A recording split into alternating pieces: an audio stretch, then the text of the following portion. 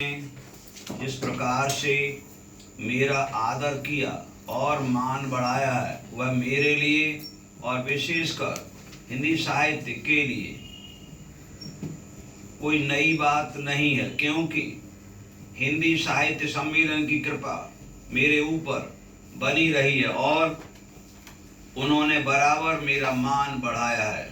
इसलिए यदि मैं कहूँ कि आपको मैं हृदय से धन्यवाद देता हूँ तो वह काफ़ी नहीं होगा, क्योंकि मैं जानता हूँ कि जितना आदर आपने मुझे दिया है उसे मैं कभी भी पूर्ण नहीं हो सकता।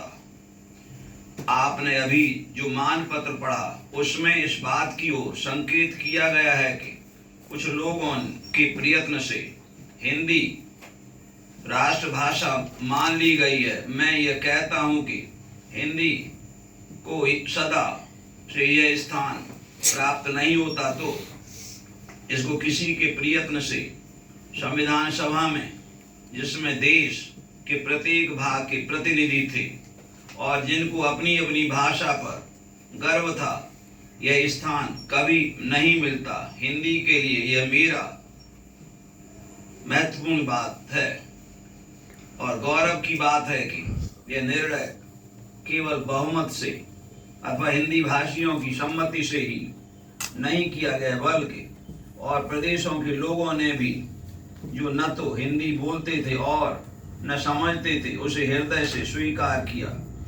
आज यह कहा जा सकता है कि अगले 12-13 वर्षों में हिंदी उस स्थान पर पहुंच जाएगी जो हमारे संविधान ने उसके लिए निर्धारित किया है। जब कभी भी मुझे अवसर मिलता है तो मैं हिंदी फिल्म प्रेमियों से यही निवेदन किया करता हूं कि हमारी ओर से कोई ऐसी बात न हो जिसका हिंदी भाषी लोगों पर दूसरा ही प्रयास प्रभाव पड़े। हिंदी भाषियों ने हिंदी भाषा की को स्वीकार किया, वह कोई बड़ी बात नहीं।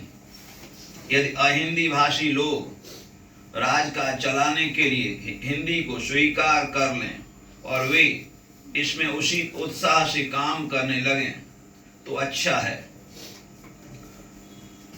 आगे आ जाओ।